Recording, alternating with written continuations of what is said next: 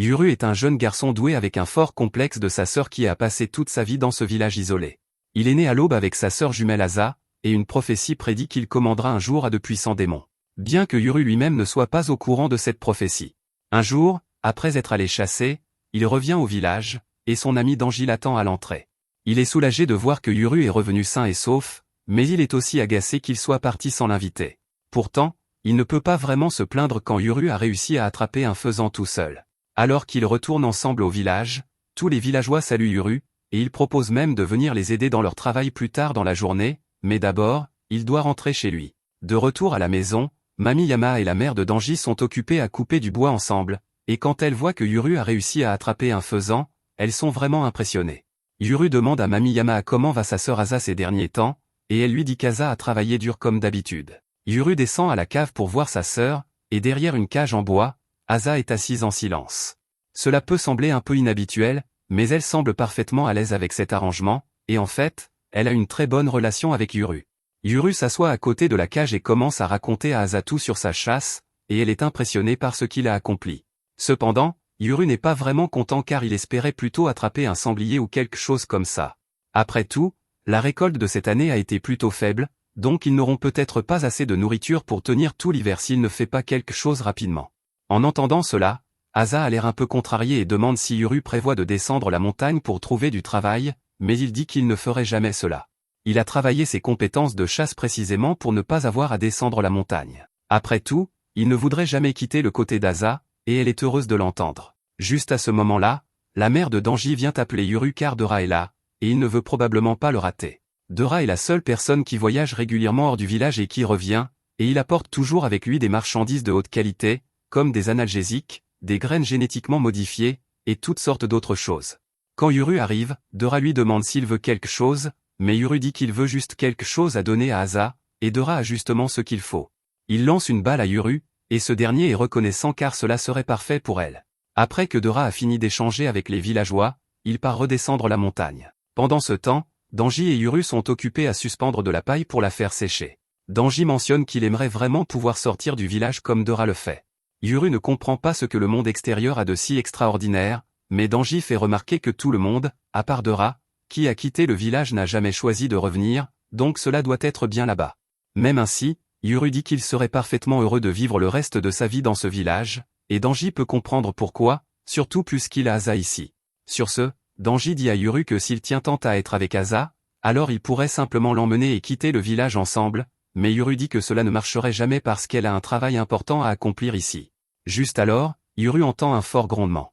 En regardant le ciel, il voit des traînées de fumée dans l'air. En coulisses, une main s'étend et écrase la barrière autour du village, le révélant au monde extérieur. Alors que la barrière tombe, Yuru et Danji voient maintenant que la fumée était créée par un avion volant au-dessus d'eux, et le bruit de grondement venait de 2 hélicoptères. Personne dans le village n'a jamais rien vu de tel auparavant.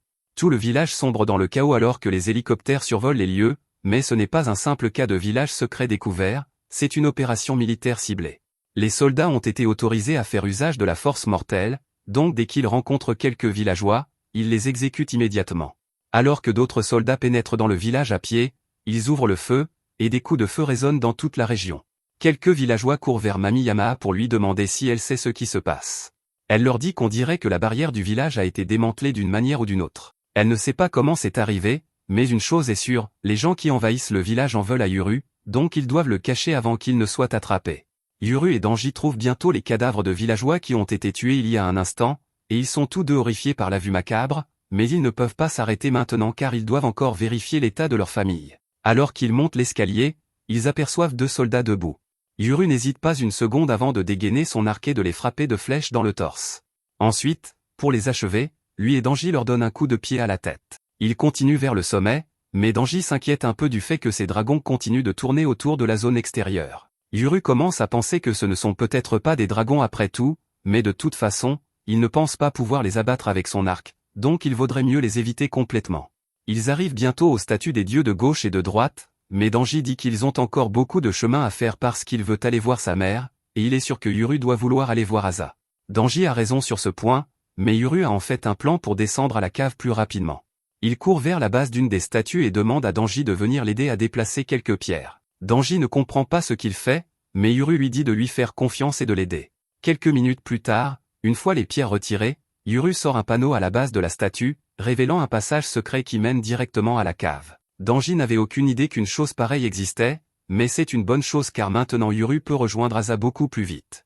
Pendant ce temps, en surface, une fille nommée Gabi vient d'être déposée par un hélicoptère juste devant un groupe de villageois armés de machettes. Elle semble être désarmée, donc les villageois ne savent pas si elle représente une menace ou non, mais alors elle pince ses doigts, et soudain, une partie du corps d'un villageois est arrachée, un peu comme la morsure du renard d'Aki. Elle procède ensuite à éliminer les villageois les uns après les autres, ne laissant aucun survivant. Une mère essaie de prendre son enfant et de courir avant qu'il ne soit trop tard, mais Gabi est trop rapide pour cela, donc elle arrache également la tête de la mère. L'enfant est rempli d'une terreur absolue à la vue de sa mère en morceaux, mais juste au moment où elle pensait que la même chose allait lui arriver, Gabi lui dit qu'elle n'a pas à s'inquiéter car elle a une règle qui l'empêche de mordre les enfants. Cependant, cela ne signifie pas qu'elle soit contre le fait de les traumatiser mentalement. Maintenant que les villageois ici ont été éliminés, Gabi passe un appel pour faire savoir aux troupes du groupe qu'ils peuvent monter, mais à sa surprise, il n'y a aucune réponse de leur part, et c'est parce que les soldats croisent Dora sur le chemin de la descente, et il n'a pas perdu de temps pour les abattre tous. Il ne sait pas ce qui a pu mal tourner pour que la barrière soit démantelée, mais cela va certainement causer des problèmes, alors il sort son téléphone et appelle quelqu'un nommé Anna pour lui dire qu'il aimerait changer le point de rendez-vous car la vraie Asa est certainement en danger. Pendant ce temps, dans la cale, Mamie est traînée par Asa, et quand elle se retrouve finalement face à l'imitation d'elle-même, elle est absolument dégoûtée par la vue, alors elle lève la main, et l'instant d'après, la tête de l'Asa dans la cage explose. Juste après cela, Yuru entre en courant dans la cale et il appelle le nom d'Asa avec horreur après avoir vu ce qui s'est passé, mais à sa surprise, la femme devant lui lève la main et dit qu'elle est sa vraie sœur, c'est pourquoi elle est là pour le reprendre, mais d'abord, elle va tuer tous les autres dans ce village maudit. Yuru n'a aucune idée de ce dont cette femme parle, mais il refuse de croire qu'elle est sa sœur, surtout pas après qu'elle vient de tuer la personne qu'il a connue comme sa sœur pendant des années, alors il dégaine son arc et se prépare à tirer. Asa utilise ses pouvoirs pour bloquer la flèche, ce qui fait exploser l'un des murs de la cale. Pendant ce temps, au sol, Dora est en train d'éliminer autant de soldats que possible et de se diriger vers la cale, mais il doit jouer la prudence sur le chemin car il ne peut pas risquer de laisser l'hélicoptère le suivre. Malheureusement, il finit par se retrouver face à Gabi, et il peut immédiatement dire à quel point elle est une menace parce qu'il voit ses dents de démon aussi clairement que de l'eau de roche. Gabi est surprise que Dora puisse réellement les voir, et cela rend les choses beaucoup plus intéressantes. Elle envoie ses dents sur Dora, mais il esquive et tire quelques coups sur elle. Cependant, elle est capable de bloquer les balles avec les dents, donc Dora doit faire preuve de créativité et lance une grenade au-dessus d'elle, et Gabi a l'air vraiment effrayée une seconde. Alors que l'explosion se produit, on retourne à Yuru et Asa dans la cale, et Asa réalise qu'elle a exagéré, même si elle avait seulement l'intention de bloquer sa flèche, alors elle s'excuse parce qu'elle n'est pas encore habituée à contrôler ses pouvoirs. Alors que Yuru essaie de se sortir des décombres, cette balle qu'il portait roule hors de sa chemise et rebondit jusqu'au cadavre de la fausse Asa, et dès qu'elle entre en contact avec le sang, une créature noire émerge et attrape le bras de la vraie Asa.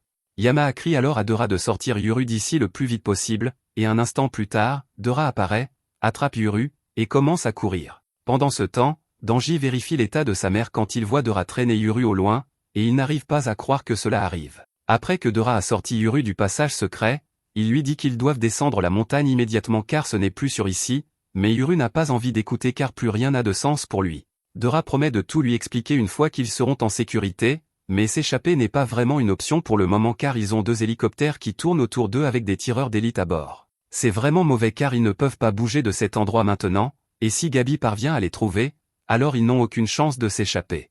Cependant, Yuru est trop préoccupé par le fait qu'Asa soit peut-être morte. Il l'a vu bouger un peu avant que Dora ne l'emmène, mais maintenant il n'est même plus sûr que ce soit la vraie Asa ou non.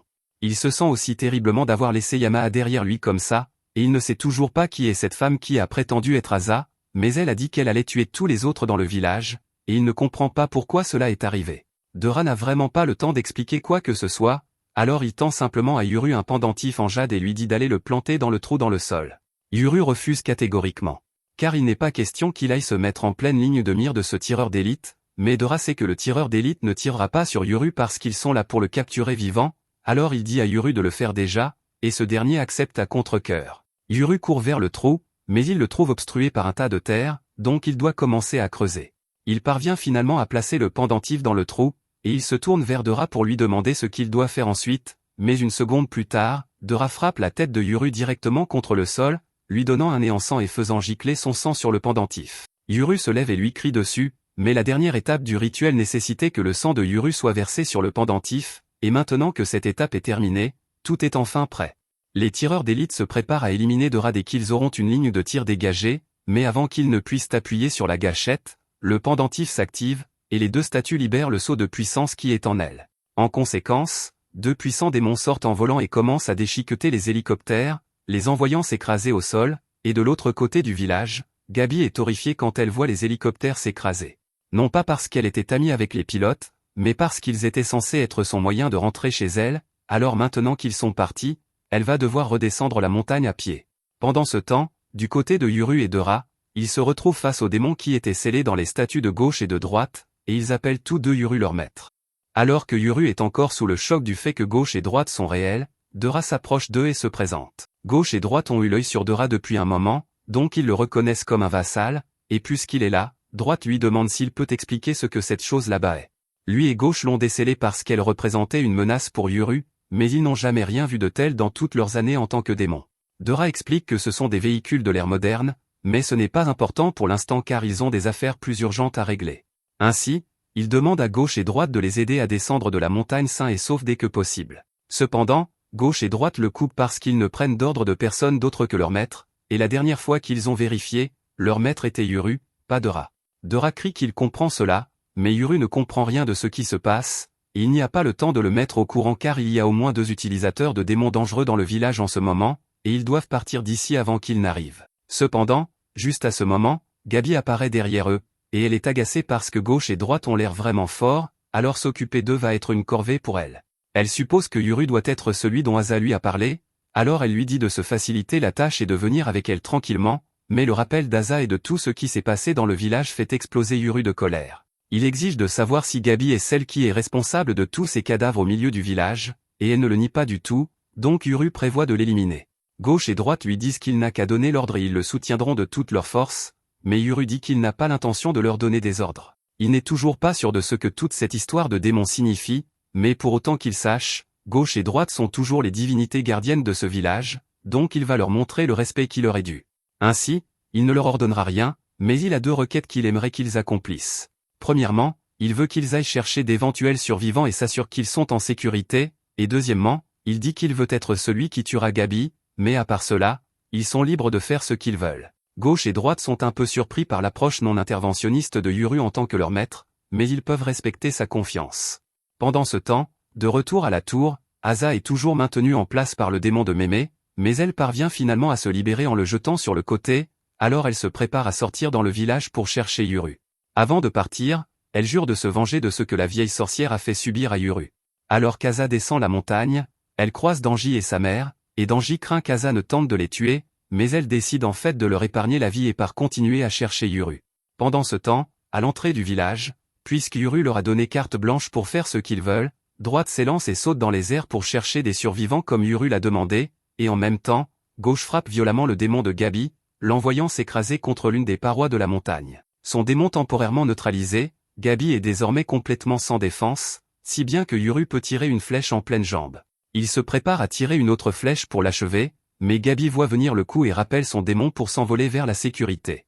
Cependant, Yuru ne la laisse pas s'enfuir si facilement, alors il la poursuit, et pendant tout ce temps, Dora se plaint parce qu'il veut juste descendre de la montagne, enfin. Au milieu du village, droite trouve la petite fille que Gabi a épargnée, étendue inconsciente à côté de tous les cadavres, et après l'avoir examinée, il est soulagé de constater qu'elle est toujours en vie. Cependant, du point de vue de la fille, on dirait qu'elle est piquée et sondée par une force invisible puisque les humains ordinaires ne peuvent pas voir les démons. Droite matérialise son corps pour tenter de rassurer la fille et lui faire savoir qu'il est là pour la protéger, mais voir une grande personne apparaître juste devant ses yeux l'effraie tellement qu'elle s'évanouit à nouveau. Droite emmène la fille ainsi que quelques autres enfants qu'il a réussi à trouver dans le village vers un bâtiment et les allonge pour leur sécurité. Jusqu'à présent, d'après ce que Droite peut dire, les envahisseurs ont massacré tous les adultes qu'ils ont trouvés, mais il semble que tous les enfants aient été épargnés. Juste alors, Asa arrive en courant, et pensant qu'elle est l'une des survivantes du village, Droite l'appelle, mais Asa peut dire qu'il est un démon et tente d'utiliser ses pouvoirs pour l'assommer. Cependant, Droite n'est pas un adversaire facile, donc dès qu'il réalise qu'elle l'attaque, il pousse un rugissement féroce qui annule son explosion. Il lui crie dessus et dit qu'il est impoli d'attaquer les autres comme ça sans raison, et normalement il serait plus qu'heureux de lui livrer un combat, mais il a reçu l'ordre de s'occuper des survivants, et il suppose toujours qu'Asa est une innocente. Asa réalise qu'affronter Droite serait trop difficile pour l'instant, alors elle s'enfuit pour continuer à chercher Yuru, et alors qu'elle part, Droite remarque que son odeur est étrangement similaire à celle de Yuru. Du côté de Yuru, Gabi tente désespérément de rester loin de lui, mais Gauche parvient à ouvrir de force la bouche du démon de Gabi, et dès que Yuru a une ligne de vue dégagée, il tire une autre flèche dans l'épaule de Gabi. Cela aurait très bien pu être la fin pour Gabi, mais Asa arrive juste à temps pour la sauver. Elle court vérifier l'état de Gabi, mais juste à ce moment, Yuru pointe son arc vers elles deux et menace de tirer si elles font un mouvement brusque. Il exige de savoir qui est vraiment Asa, mais elle lui assure qu'elle n'a pas menti en disant qu'elle était sa petite sœur. Yuru ne pense pas que ce soit possible parce qu'elle est beaucoup trop grande pour être sa petite sœur, mais elle dit que la nourriture en bas de la montagne est bien plus nutritive que celle d'ici, donc elle a simplement plus grandi. Yuru ne croit toujours pas que cette Asa soit vraiment sa sœur, mais juste alors, Droite tombe du ciel et lui dit qu'Asa ne ment pas. Il peut sentir son sang, et il est définitivement le même que celui de Yuru, donc il ne fait aucun doute qu'ils sont liés. Si c'est le cas, alors Yuru demande qui était la fausse Asa gardée dans la cale toutes ces années, et Asa explique que c'était une imitation créée par la vieille sorcière pour empêcher Yuru de quitter le village.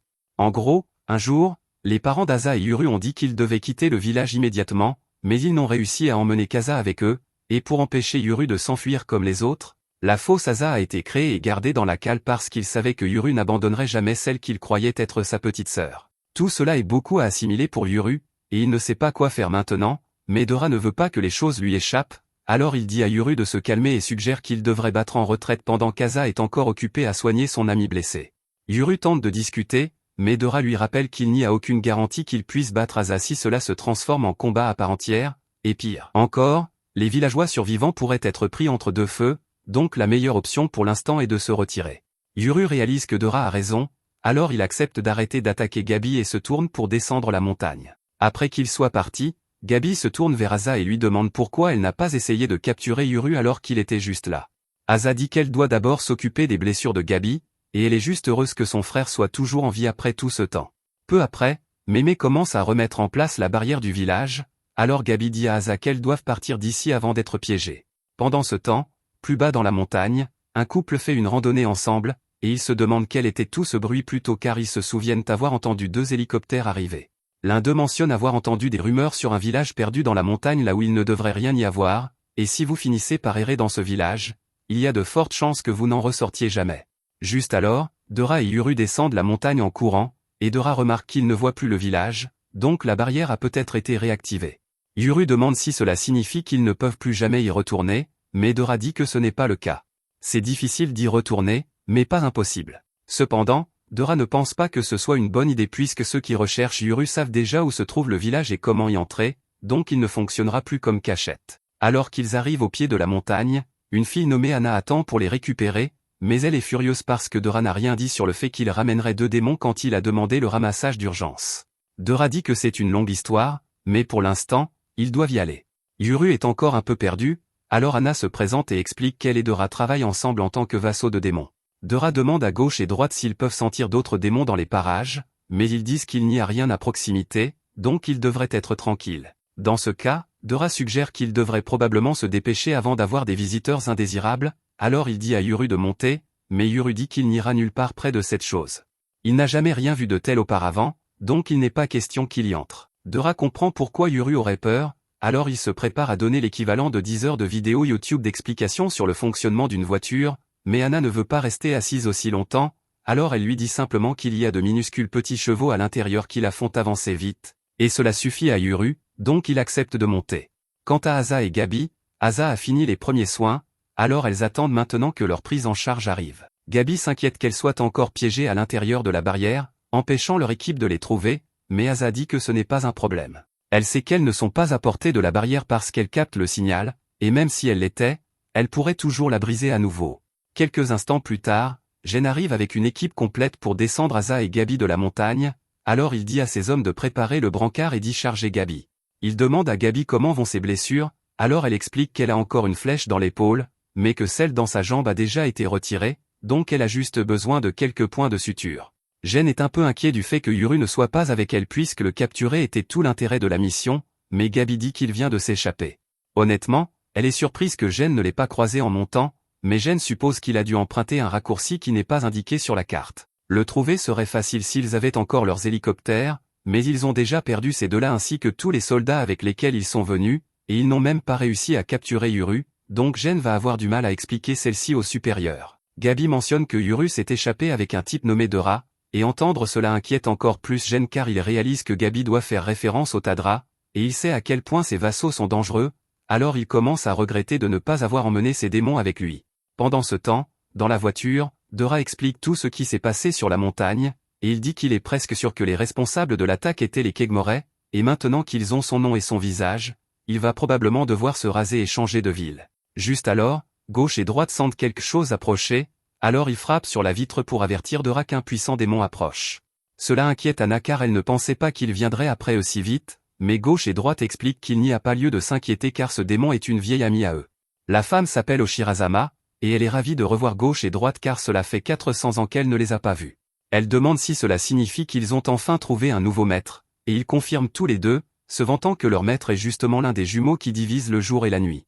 Oshirazama est heureuse pour eux, et elle demande ce qu'ils comptent faire maintenant, mais ils ne sont honnêtement pas sûrs. Dora dit qu'ils peuvent se cacher dans une ville humaine ou quelque chose comme ça, c'est donc là qu'ils se dirigent, et Oshirazama dit qu'elle aimerait entendre tout cela quand ils reviendront. Elle s'envole alors, et une fois qu'elle est partie, Dora et Anna paniquent parce qu'ils n'auraient jamais imaginé la rencontrer, mais Yuru ne comprend pas ce qu'il y a de si extraordinaire. Les deux lui crient de montrer un peu de respect car Oshirazama est une vraie déesse, mais entendre cela rend gauche et droite grincheux parce qu'ils sont aussi des dieux, pourtant ils n'ont pas reçu ce genre de révérence.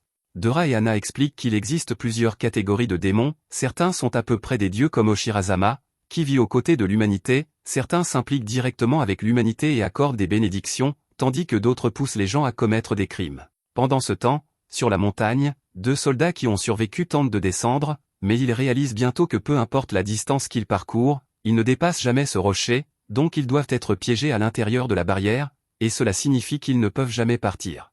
Avant d'arriver en ville, Dora et Anna s'arrêtent à une aire de repos et disent à Yuru qu'il va devoir changer de vêtements pour pouvoir se fondre plus facilement dans la foule.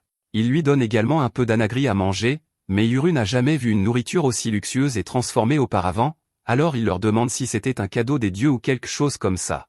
Yuru adore absolument le goût, alors Dora lui en propose davantage, et Anna plaisante en disant qu'il se comporte comme une grand-mère, mais en entendant cela, Yuru se souvient de ce qui s'est passé au village, et il souhaite qu'Asa soit là pour goûter parce qu'elle aimerait probablement ça. Juste à ce moment-là, Raigt attire l'attention de Dora et lui demande ce qu'est cet endroit car il n'a jamais rien vu de tel auparavant, mais Dora ne sait pas vraiment comment l'expliquer. Il dit à Raigt que c'est un endroit où les gens peuvent se reposer et se réapprovisionner lorsqu'ils font de longs trajets, et Left et Raigt semblent émerveillés par ce concept. Dora leur dit qu'ils peuvent venir jeter un coup d'œil à l'intérieur s'ils veulent, mais Raigt refuse car leur devoir est de rester aux côtés de Yuru, et ainsi, il dit à Dora et Anna qu'ils peuvent entrer et prendre un repas, et pendant qu'ils sont absents, Left et Raigt veilleront à ce que rien ne nuise à Yuru. Dora et Anna décident d'accepter leur offre, alors les deux rentrent à l'intérieur, mais avant qu'ils ne partent, Anna les avertit de ne pas toucher au volant de la voiture. Left et Raigt acceptent, mais il lui demande si elle ne va pas nourrir cet étrange cheval, plutôt que d'expliquer que ce n'est pas un vrai cheval, elle leur dit simplement qu'elle la nourrit plus tôt. À l'intérieur, Dora et Anna prennent un bon repas ensemble, et Anna demande à Dora ce qu'il a dit à Yuru à propos de la situation. Dora dit qu'il ne l'a pas vraiment mis au courant de grand-chose car il avait l'air assez secoué après avoir découvert qu'Asa, avec qui il avait vécu toutes ces années, n'était pas sa vraie sœur. Il ne voulait pas lui en donner plus qu'il ne pouvait en supporter d'un coup, mais Anna pense qu'il est un peu trop gentil. D'autre part, elle demande à Dora où il compte emmener Yuru après cela, et Dora ne peut pas ramener Yuru à sa maison habituelle puisque son nom et son visage ont été compromis, alors il va abandonner cet endroit. Anna lui dit qu'il a la vie dure puisqu'il est techniquement sans abri et doit s'occuper d'un enfant, mais Dora lui rappelle que c'est son travail de l'aider à gérer la situation. Anna comprend cela et promet de faire tout ce qui est en son pouvoir pour aider, et Dora est heureux de l'entendre car il lui dit qu'elle va devoir l'épouser. Anna dit qu'elle n'est pas d'humeur à ce genre de plaisanterie, mais Dora ne plaisante pas à ce sujet. Il dit que s'ils vont protéger Yuru, alors ils doivent se fondre dans la masse autant que possible, et la dernière chose qu'il voudrait, c'est que les gens répandent des rumeurs. Anna demande ce que le mariage a à voir avec tout cela, alors Dora demande comment il est censé expliquer qu'il a Yuru à ses nouveaux voisins s'il n'a pas de femme. Les gens vont soit penser qu'il est divorcé, soit que sa femme est morte, et c'est un terrain fertile pour les commérages. Anna ne peut pas vraiment contester cette logique, mais elle déteste toujours le fait qu'elle va devoir se marier pour cela. Pendant ce temps, sur le parking, Left et Raigt cherchent partout autour de la voiture pour essayer de comprendre où sont stockés les chevaux, mais juste à ce moment-là, Yuru réalise qu'il a mangé toute la nourriture que Dora et Anna avaient laissée et qu'il n'a pas pensé à en garder pour Left et Raigt. Mais ils lui disent qu'il n'y a pas lieu de s'inquiéter car ils n'ont pas besoin de nourriture comme les humains. Yuru est heureux de l'apprendre, mais passant à un sujet plus sérieux, il leur demande de lui dire tout ce qu'ils savent sur lui et sa sœur. Malheureusement, ils ne peuvent pas lui dire grand-chose. Pendant les 400 dernières années, Left et Right sont restés immobiles devant le village, donc ils ne savent pas grand-chose de ce qui se passe à l'extérieur du village, ni de ce qui se passe à l'intérieur du village d'ailleurs. Cela dit, ils ont vu les gens qui entraient et sortaient du village, et un jour, ils les ont entendus parler de la naissance d'une paire de jumeaux qui séparaient la nuit et le jour. Quelques années après cela, ils ont commencé à voir le père de Yuru emmener Yuru en chasse, mais ils n'ont jamais aperçu Asa pendant ces années. Ils ont commencé à craindre qu'Asa ne soit morte peu après sa naissance à cause d'une maladie quelconque, mais alors, une nuit, il y a 10 ans, ils ont vu les parents de Yuru fuir frénétiquement le village avec une petite fille, et cette petite fille avait le même sang que Yuru, donc ils ont pu dire que c'était sa sœur. Yuru a finalement accepté que cette fille soit vraiment Asa, mais il ne comprend toujours pas pourquoi elle a dévasté le village ni pourquoi ses parents se sont enfuis avec elle mais l'ont laissé derrière. La seule façon d'obtenir les réponses qu'il veut est de parler à ses parents, et la seule façon d'y parvenir est de trouver Asa et de lui demander de le conduire à eux. Un peu plus tard, Dora et Anna reviennent, et Yuru remarque que Anna semble un peu contrariée, alors il lui demande si quelque chose ne va pas, mais elle ne veut pas en parler. Elle dit simplement à Yuru que désormais, elle et Dora vont être ses gardiens, et cela signifie qu'ils seront responsables de lui s'il fait des bêtises, alors il ferait mieux de faire de son mieux pour éviter les ennuis, et en parlant d'ennuis, elle lui dit qu'il va attirer l'attention s'il reste assis là-haut comme ça. Yuru s'excuse et descend, mais il demande si tout va bien se passer puisque Left et Right doivent rester assis là-haut pendant le trajet en voiture. Anna lui dit que ces deux-là vont bien car la majorité des humains ne peuvent pas voir les démons à moins qu'ils n'aient eux-mêmes un démon ou que le démon se laisse voir. Un peu plus tard, ils remontent tous dans la voiture pour continuer leur voyage, et en chemin, Yuru interroge Dora sur le clan Kagamore qu'il a mentionné plus tôt, se demandant si ces gens sont également des utilisateurs de démons. Dora confirme que certains d'entre eux le sont, et ils sont un vrai cauchemar pour lui. Ils étaient autrefois des alliés du village qui vivaient en bas de la montagne, mais en raison de différences idéologiques, ils ont fait scission, et Anna dit à Yuru qu'il ferait mieux de ne pas s'impliquer avec ce genre de personnes s'il peut l'éviter. Quant à la façon d'éviter d'être retrouvé par les Kagamore, Dora dit qu'il a une liste de personnes en qui ils peuvent avoir confiance.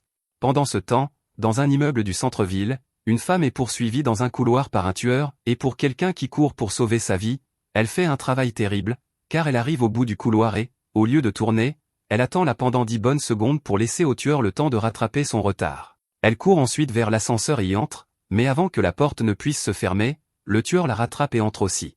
Il s'approche alors lentement avec le couteau, mais juste au moment où il va poignarder la femme, son corps commence à se tordre et à se plier, révélant qu'elle n'était qu'un piège fabriqué à l'aide d'une baudroie, et maintenant que le tueur n'a nulle part où aller, la baudroie se met à le dévorer. Pendant ce temps, Jean, le propriétaire de ce démon, appelle la femme qu'il a informée du meurtre et lui assure qu'elle n'a pas à s'inquiéter car il ne causera plus de problème. Au même moment, le meurtrier est entraîné vers le bas par les âmes en détresse de tous ceux qu'il a tués par le passé, et peu de temps après, lorsque la porte de l'ascenseur s'ouvre, il ne reste plus rien de lui. Une femme à proximité est horrifiée quand elle voit le démon sortir de l'ascenseur, et dès que Jean réalise qu'elle est capable de voir les démons, il lui dit qu'elle ferait mieux de garder cela secret. De retour avec Yuru, après que le groupe atteint une autre aire de repos, Yuru leur demande de lui dire tout ce qu'ils savent, mais ils disent qu'ils n'en savent pas beaucoup non plus. Leurs supérieurs ne leur donnent pas tous les détails, et le travail est essentiellement quelque chose que leurs familles font depuis des générations. Fondamentalement, Dora a reçu 2 ordres, empêcher les étrangers de s'approcher du village, et s'assurer que les jumeaux ne tombent pas entre les mains de l'ennemi. Sinon, tout ce qu'il fait est de transmettre des informations au village et de livrer des fournitures de temps en temps, ce n'est pas vraiment à lui de remettre en question ce que ses supérieurs lui demandent de faire, donc il y a probablement beaucoup de choses qui lui sont cachées, même à lui.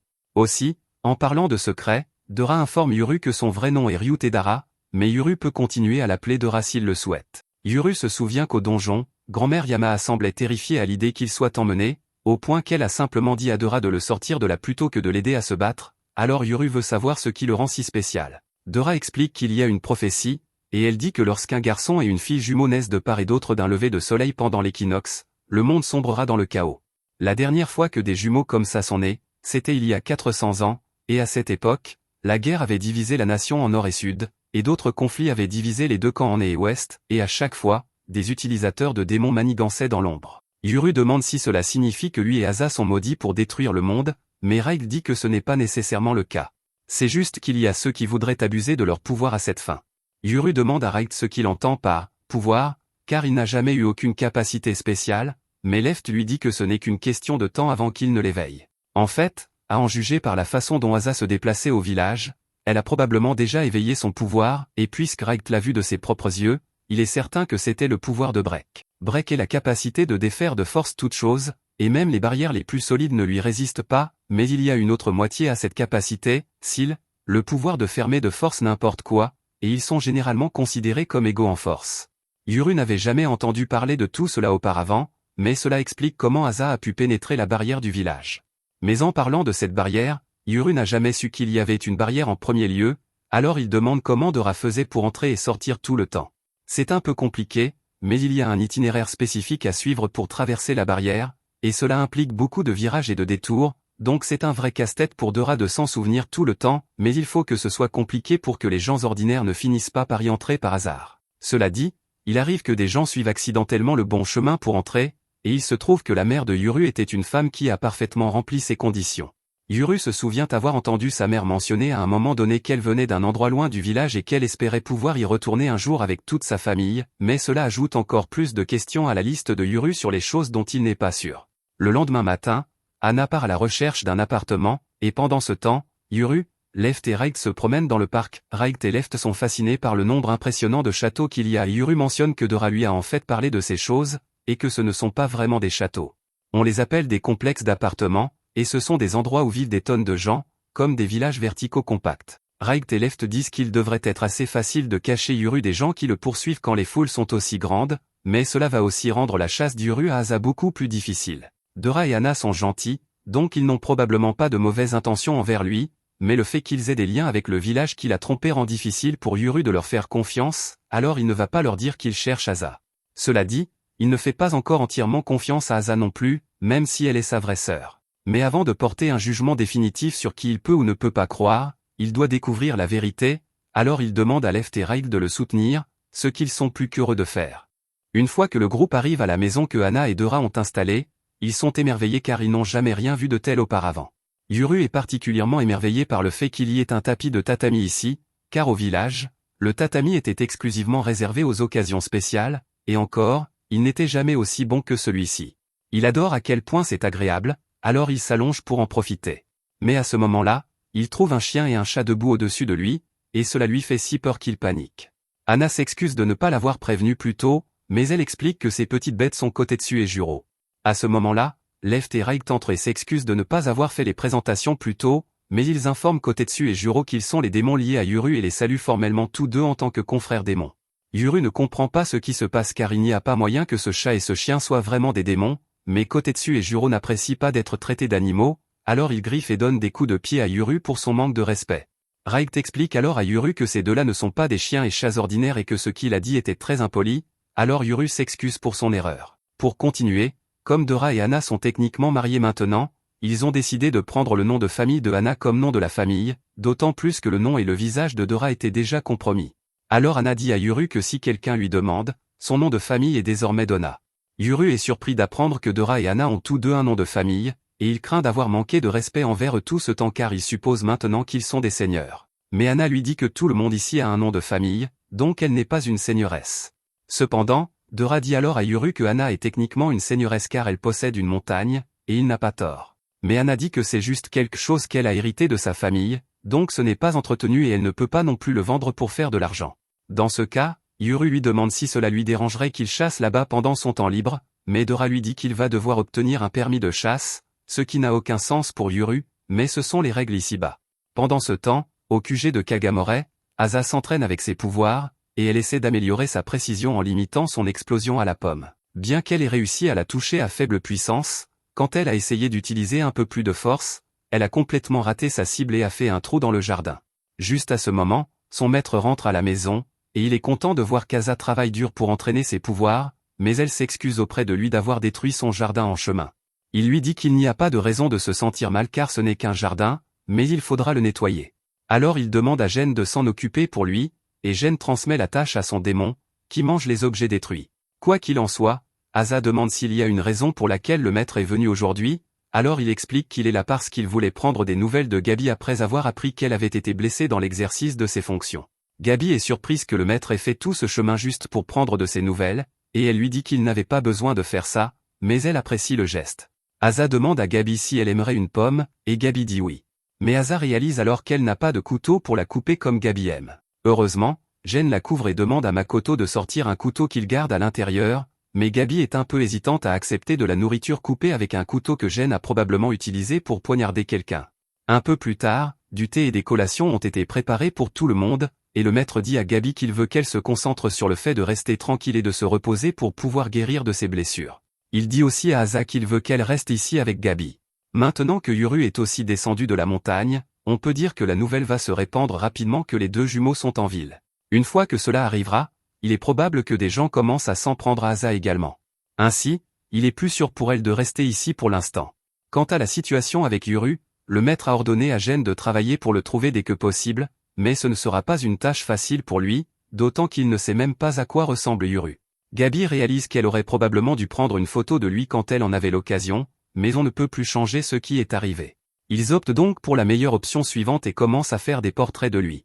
Malheureusement, Asa et Gabi ne sont pas très doués pour dessiner, mais Gabriel, lui, est excellent en dessin, alors il fait une assez bonne image. Jen dit qu'il commencera ses recherches dès que possible, mais avant qu'il ne parte, Asa le rattrape et prévient Jen que les démons de Yuru ont un bon odorat, et qu'ils ont pu l'identifier grâce à l'odeur de son sang, donc il devrait faire attention à cela. Plus tard dans la nuit, de retour à la maison, Dora vient de finir de se raser la barbe pour éviter d'être reconnue, mais Anna n'aime vraiment pas ce nouveau look. Dora s'apprête à sortir, mais il n'a pas vu Yuru depuis un moment, alors il demande à Anna si elle sait où il est allé. Anna se souvient que Yuru a mentionné vouloir faire une promenade pour se repérer, et c'est bien, mais Dora remarque que son couteau a disparu, et si Yuru l'a pris, s'il se fait repérer par la police, il aura l'air très suspect. Pendant ce temps, Yuru, Left et Right se tiennent tous sur un bâtiment voisin, et il est toujours émerveillé par la taille de la ville. Left et Right lui demandent s'il craint qu'il soit difficile de trouver Asa dans un endroit avec tant de monde, mais Yuru a déjà un plan. Il se souvient que Left et Right ont dit qu'ils pouvaient suivre des traces rien que par l'odorat, alors il leur dit qu'ils n'ont qu'à chercher l'odeur des démons et l'odeur du sang d'Asa, et ils finiront par la trouver. Cela suffit à Left et Right pour commencer leur recherche, alors ils se transforment et traînent Yuru dans les cieux pour qu'ils puissent chercher.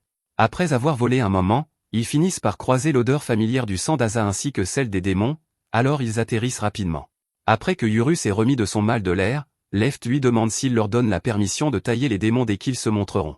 Yuru demande si elle est sûre que c'est une bonne idée car il pense qu'il devrait au moins parler aux démons d'abord pour voir s'ils sont amicaux, mais Left lui dit qu'il ne peut pas s'attendre à ce que tous les démons soient raisonnables. Il est vrai qu'il y en a certains capables de raisonner comme Left et Right, mais la grande majorité des démons sont plutôt impulsifs et attaqueront si l'occasion se présente, donc il devrait garder cela à l'esprit pour référence future. L'odeur du sang d'Asa les conduit dans un parking souterrain où Jen et ses subordonnés se tiennent debout, et Right rappelle à Yuru qu'ils doivent rester sur leur garde car s'ils ont pu remarquer Jen et son équipe, il ne fait aucun doute que Jen a dû les remarquer aussi. Pour ce que Yuru peut en dire, l'équipe de Jen semble humaine, mais ce qui attire vraiment son attention, c'est le fait qu'Asa se tient juste à côté de lui. Avec son objectif si proche, Yuru se précipite immédiatement pour tenter de l'atteindre, mais à ce moment-là, Right remarque que quelque chose ne va pas dans l'odeur du sang d'Asa, alors ils essaient de l'arrêter. Mais il est déjà trop tard car Yuru est tombé dans le piège. Jen transportait une fiole de sang d'Asa, c'est ce que Left et Right ont probablement senti pour tenter de les tromper, mais ils ne s'attendaient pas à capturer Yuru si rapidement. Pendant ce temps, de retour à la maison, Anna panique toujours à l'idée que Yuru pourrait avoir des problèmes dehors. Ils n'ont aucune idée qu'il vient d'être capturé par Jen, mais le fait qu'il ne soit pas citoyen enregistré ici signifie qu'il n'a pas d'assurance maladie. Cela signifie que s'ils se blessent, ils vont devoir payer ses factures médicales. Ils ne peuvent vraiment pas se permettre de payer ça, alors Anna donne à ses démons une des vestes de Yuru à sentir et leur demande de le retrouver pour elle. Pendant que Juro suit l'odeur de Yuru, Kotetsu commence à transmettre les informations à Anna en utilisant la carte de son téléphone, et Dora est honnêtement surpris car il n'a jamais vu un démon utiliser la technologie moderne auparavant. Les démons finissent par localiser Yuru, mais Anna n'arrive pas à croire qu'il ait vraiment réussi à aller jusqu'à Tokyo en une nuit, et Dora commence à se demander pourquoi Yuru irait là-bas en premier lieu. Pendant ce temps, dans le parking souterrain, les hommes de Jen savent que les démons de Yuru doivent être à proximité, alors ils crient pour qu'ils se montrent déjà. Left et Right n'ont pas vraiment le choix, alors ils sortent. L'homme commence alors à exiger qu'ils se rendent, mais Left et Right l'ignorent et continuent d'avancer.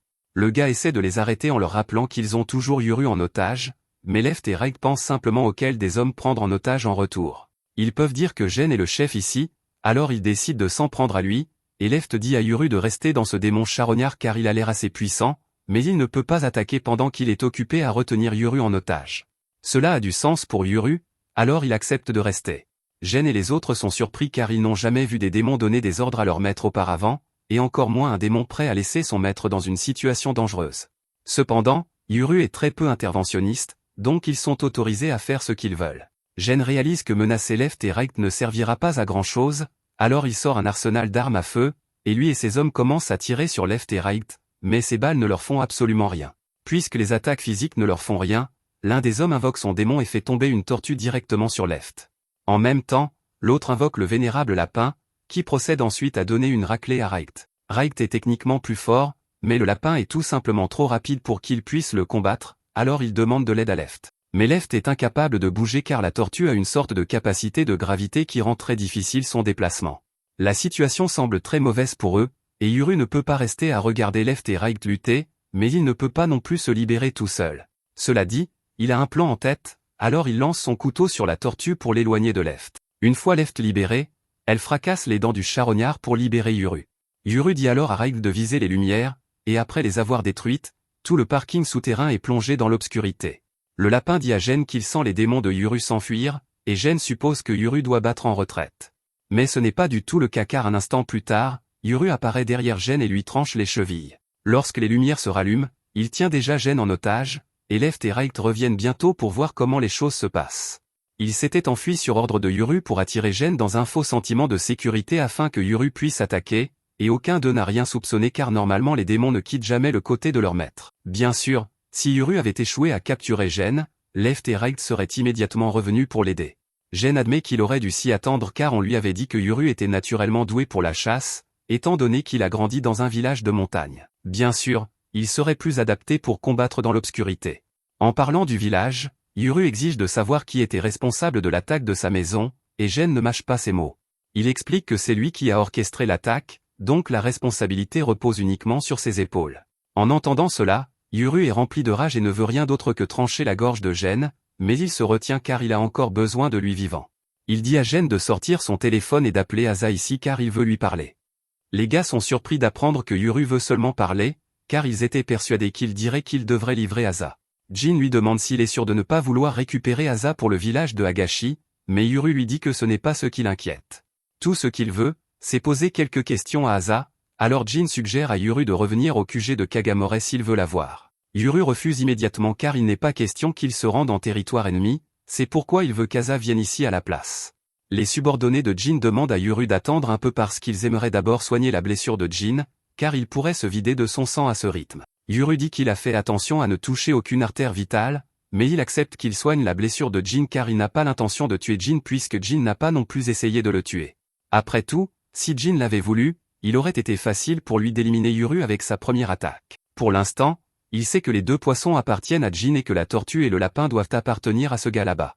Mais ils n'ont pas encore vu les démons du type chauve. Gauche et droite lui demandent où sont ces démons, et il explique que ces démons sont à proximité mais qu'ils sont trop grands pour tenir dans le bâtiment et qu'il ne voulait pas tout détruire. Jin dit à Yuru qu'il ne peut pas amener Asa ici, mais il lui assure que s'il vient au manoir Kagamore, aucun mal ne lui sera fait. Yuru semble toujours sceptique, mais Jin lui rappelle qu'il sait déjà qu'ils n'ont pas l'intention de le tuer.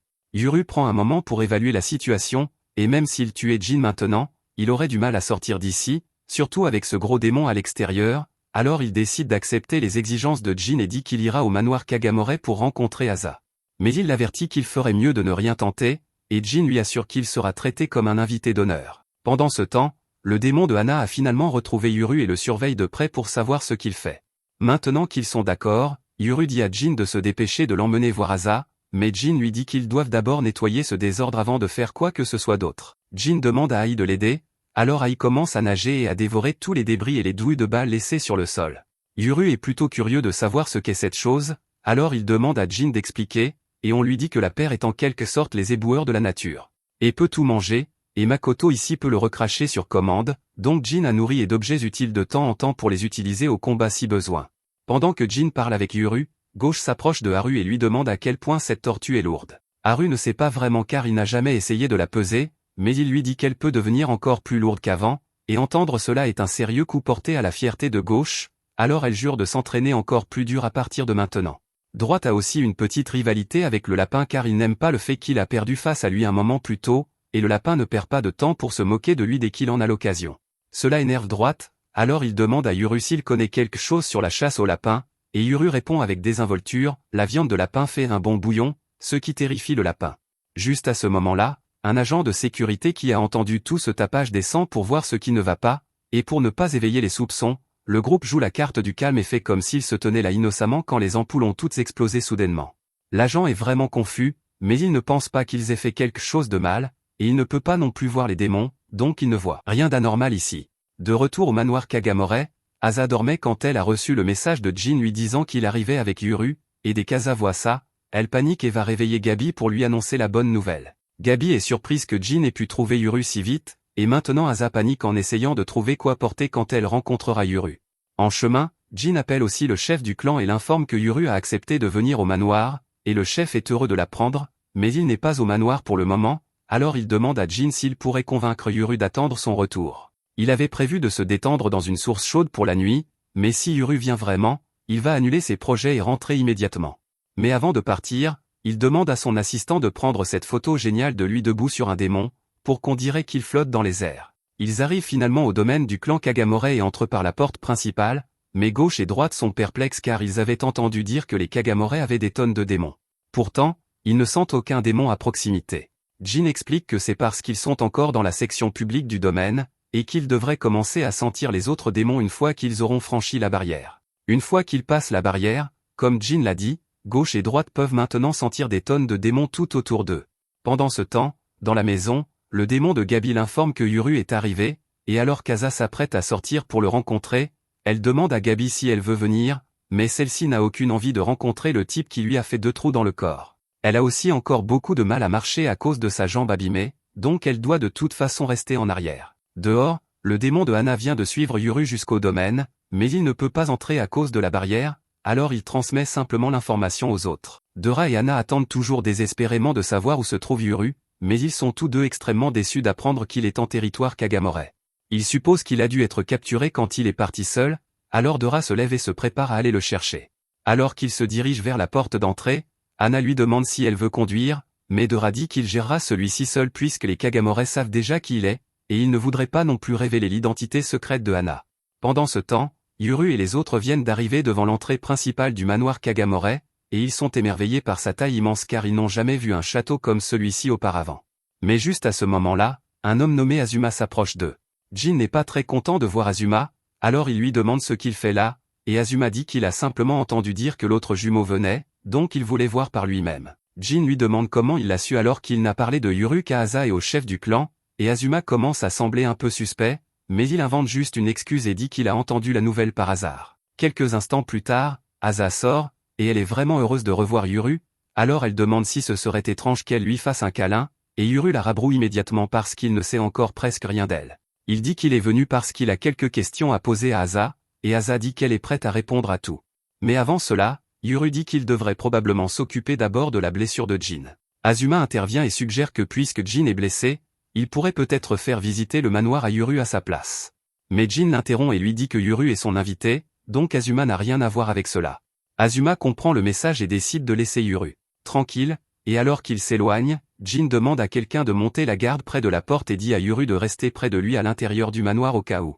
Une fois à l'intérieur, ils emmènent Jin à l'infirmerie pour qu'il puisse recevoir des soins appropriés pour sa cheville, et le docteur a du mal à croire qu'il ait eu la cheville tranchée par une machette. Après que Jin a été soigné, il se souvient du sang qu'il transporte et le rend au docteur. En parlant du sang, Yuru pense que c'est méprisable de couper Asa juste pour lui tendre un piège avec son sang. Mais Asa explique que c'était en fait son idée d'utiliser son sang, et avec la technologie moderne, une prise de sang est facile et presque indolore. Asa mentionne également que les Kagamore la nourrissent énormément, donc perdre un peu de sang ne l'affectera pas du tout.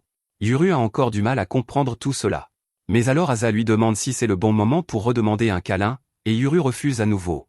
En parlant de câlin, il demande pourquoi Asa est si grande alors qu'elle est censée avoir le même âge que lui, et Asa explique que la nourriture ici est vraiment nutritive, donc s'il en mange pendant un moment, il est sûr d'avoir aussi une poussée de croissance, et Yuru admet qu'il aime vraiment le riz qu'ils ont ici. Mais ce n'est pas le sujet, il est venu pour poser des questions, alors il s'approche d'Asa et lui demande où sont leurs parents car il veut les voir. Cependant, Asa lui dit que leurs parents ne sont pas là et qu'elle n'a aucune idée d'où ils sont. C'est une longue histoire, alors Asa demande à Jin de mettre Yuru au courant de tous les détails. Jin explique qu'il s'est passé beaucoup de choses après que les parents d'Asa et Yuru aient fui le village. Finalement, ils se sont installés dans leur nouvelle vie ici, et à un moment donné, ils ont décidé de visiter la ville natale de la mère de Yuru. Yuru se souvient que sa mère lui avait mentionné qu'elle vivait autrefois en bas de la montagne, et elle avait dit qu'elle l'emmènerait un jour. Jin l'informe que la maison de sa mère s'appelle Okinawa, et c'est une île dans l'extrême sud, donc le seul moyen d'y aller est par bateau ou par avion.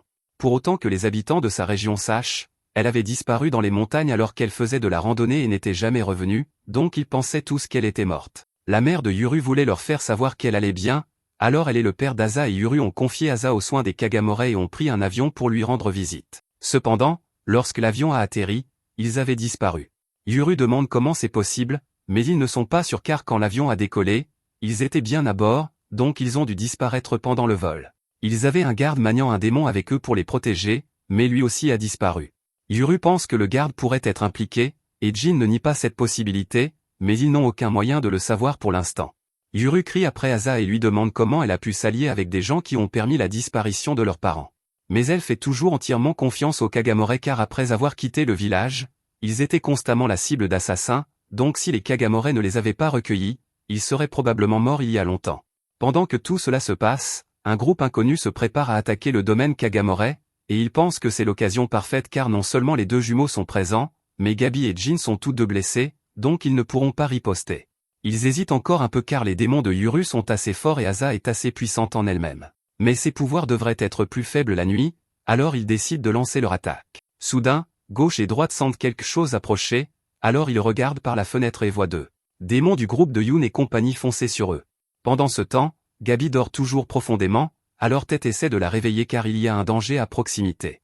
Gabi finit par se lever, et c'est là qu'elle remarque ces deux démons à l'apparence d'expérience interdite devant sa porte. Mais elle n'est pas inquiète car avec Tête, s'occuper d'eux devrait être un jeu d'enfant. Quant à Yuru et les autres, ils courent actuellement à travers le bâtiment pour essayer d'échapper aux démons, et Yuru est en colère car il pense que Jin l'a attiré dans un piège. Mais Jin lui dit que ces démons n'appartiennent pas au clan Kagamore, donc des intrus ont dû franchir la barrière. Si c'est le cas, alors il demande s'il est permis de détruire les démons. Jin dit qu'idéalement, il veut capturer leur maître car les démons ne font qu'obéir aux ordres, et les capturer spécifiquement parce que si un maître de démon est tué avant que le démon ne soit transféré à un nouveau maître, le démon deviendra essentiellement un fantôme et disparaîtra dans quelques décennies. Yuru comprend, alors il promet d'essayer de ne pas tuer le maître quand il le trouvera. Mais pour l'instant, il demande à Jin s'il a un arc et des flèches ici qu'il pourrait utiliser, alors Jin demande à Makoto de recracher quelque chose pour Yuru. Mais Yuru n'a jamais vu des arcs comme ceux-ci auparavant, donc il n'est pas sûr de pouvoir les utiliser, mais il va quand même essayer. Yuru tire une flèche sur le démon, mais il la rate complètement parce que l'arc n'est pas correctement réglé. Pendant ce temps, Jin appelle Gabi pour voir si elle va bien, et elle lui dit qu'elle a été attaquée, mais que ce n'est pas grave. Plus important encore, elle se demande comment ces types ont réussi à entrer dans le manoir, car cet endroit est protégé par une barrière, mais de toute façon, ils vont devoir arrêter les attaquants s'ils veulent obtenir des réponses. Alors, elle demande à Jin si elle a la permission de tuer, et il lui dit qu'elle est libre de faire ce qu'elle veut. Ainsi, Gabi arrache la tête d'un des démons pendant que son partenaire essayait de le sauver, et peu après, elle élimine également le second. Pendant ce temps, Jin et les autres courent toujours dans les couloirs, et comme Gabi semble se débrouiller seule, Asa dit qu'elle va essayer d'arrêter ces deux-là avec son pouvoir, mais elle s'excuse par avance auprès de Jin car elle risque de détruire une bonne partie du manoir. Jin lui dit que ce n'est pas grave et qu'il la couvrira si elle a des problèmes avec le maître. Alors, Asa se prépare et demande à Yuru de l'aider à créer une diversion pour qu'elle puisse attaquer. Cependant, avant qu'Asa ne puisse utiliser son pouvoir, les deux démons fusionnent et activent leurs capacités, piégeant Yuru et Asa dans deux pièces séparées, l'une blanche, l'une noire. Pendant ce temps, de retour dans le monde réel, les autres sont choqués par la disparition soudaine d'Asa et Yuru, mais ils comprennent que le démon y est pour quelque chose. Le démon tente immédiatement de s'enfuir, mais Haru avait déjà prévu cela, alors il laisse tomber sa tortue directement sur lui, le clouant au sol pour qu'il ne puisse pas s'échapper. Il n'est pas sûr de ce qui vient de se passer, mais si cette chose a le pouvoir de faire disparaître les gens, il est possible qu'elle ait quelque chose à voir avec la disparition des parents d'Asa. Jin est d'accord avec Haru, alors il lui dit qu'il est libre d'utiliser tous les moyens nécessaires pour maintenir cette chose en place. Mais Haru mentionne qu'il y a encore beaucoup de démons ennemis autour, et que gauche et droite ont également disparu, donc c'est à Jin de s'en occuper, même s'il est blessé. Pendant ce temps, Asa se retrouve toujours piégée dans l'obscurité totale, et elle essaie d'appeler pour voir si quelqu'un d'autre est là, mais il semble qu'elle soit complètement seule. Elle commence à paniquer car cela lui rappelle comment elle était maintenue isolée dans le village.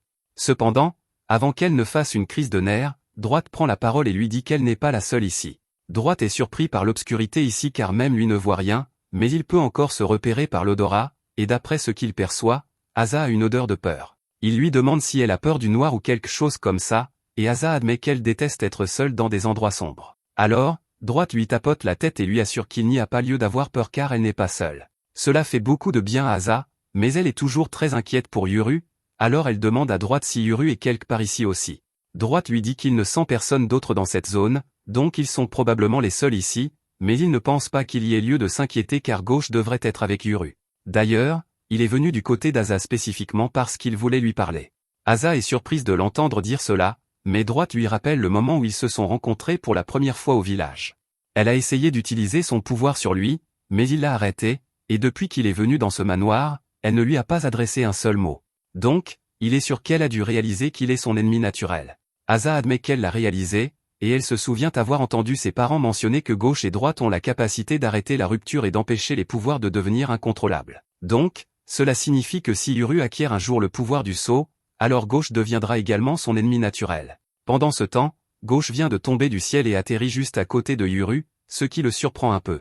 Il lui demande si elle a une idée de ce qu'est cet endroit, mais Gauche n'en a aucune idée car, de toutes ces années, elle n'a jamais rien vécu de tel. D'après ce que Yuru peut dire, même si la pièce entièrement blanche rend la perception difficile, il y a un sol solide ici, et alors que Gauche volait plus tôt, elle a heurté un plafond. Donc, on dirait qu'ils sont enfermés de tous côtés par une barrière. Yuru lui demande si elle sent des ennemis ici, mais Gauche dit qu'ils sont les seuls présents pour le moment, donc il n'y a pas de danger immédiat. Dans ce cas, Yuru demande à Gauche si elle peut l'aider à régler sa visée avec l'arc pendant qu'ils sont ici. Gauche n'y voit pas de problème, mais elle lui demande s'il est sûr de vouloir faire cela maintenant. Yuru dit qu'ils n'ont rien d'autre à faire qu'attendre, alors autant utiliser ce temps à bon escient. Gauche lui demande si la situation confuse ne lui fait pas peur, mais depuis que le village a été attaqué, littéralement tout a été confus pour Yuru, alors il s'y est simplement habitué maintenant. Yuru recule de quelques pas et demande à Gauche de tendre sa machette pour qu'il puisse l'utiliser comme cible d'entraînement. Mais alors que Yuru tire sa première flèche, il touche Gauche en plein front.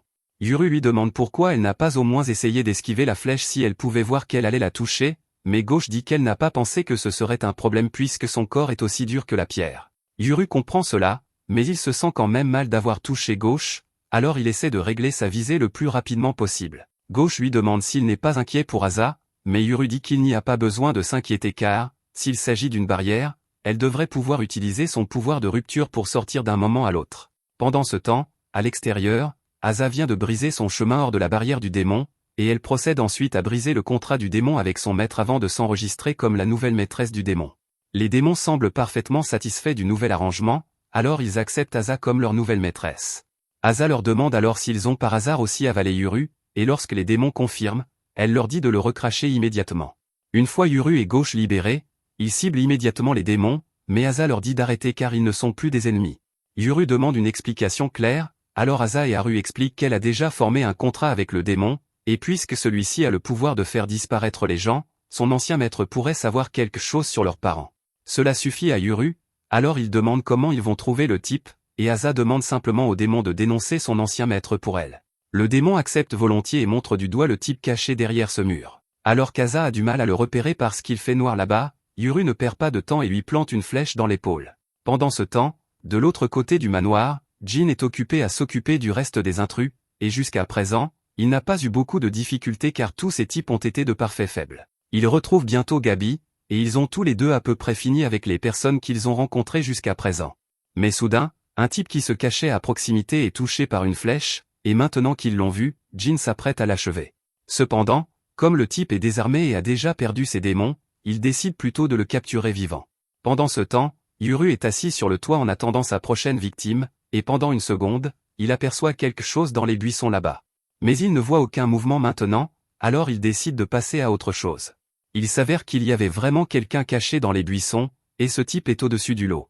Mais même lui pouvait dire que s'il essayait d'affronter Yuru directement, il serait abattu avant d'avoir la moindre chance de riposter, alors il abandonne et rentre chez lui pour la journée. Un autre membre de l'équipe d'intrus réalise que cette bataille est perdue d'avance, alors il tente de s'enfuir par la porte d'entrée. Mais malheureusement pour lui, la porte était gardée, et avant qu'il ne sache ce qui l'a frappé, il est mis KO. Au matin, toute la bataille est terminée, et Jin va voir Yuru pour s'excuser de l'avoir entraîné dans ce pétrin. Quelques instants plus tard, Gabi sort également, et elle est toujours contrariée que Yuru lui ait tiré des flèches, alors elle se met à lui crier dessus. Yuru a peut-être laissé Gabi partir la dernière fois, mais il ne lui a toujours pas pardonné d'avoir tué toutes ces personnes au village, et ils sont sur le point de se battre. Mais Asa s'interpose entre eux et leur demande de se calmer.